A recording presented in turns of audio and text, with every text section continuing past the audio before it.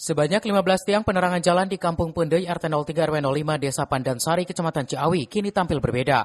Setiap tiang diisi dengan ornamen berbentuk kujang sehingga menjadi daya tarik bagi pengendara yang melintasi jalur alternatif menuju kawasan wisata puncak. Pembangunan ornamen tersebut berawal dari gagasan Ketua RT bersama warga yang kini memperindah lingkungan sekaligus menonjolkan identitas budaya lokal. Kujang dipilih sebagai simbol karena merupakan senjata tradisional khas tanah Sunda yang memiliki nilai sejarah dan menjadi ikon warisan kerajaan Pajajaran. Selain memperindah kawasan, pemasangan tiang penerangan jalan ini diharapkan mampu memberikan rasa aman dan nyaman bagi warga maupun pengendara yang melintas pada malam hari. Penerangan yang memadai juga diharapkan dapat mencegah tindak kriminalitas serta mendukung aktivitas masyarakat. Saya punya ide pasang tiang lampu motif begini tuh, biar lebih estetik aja. Itu aja sih. Selebihnya kita pasang tugu kujang emang simbol Sunda ya.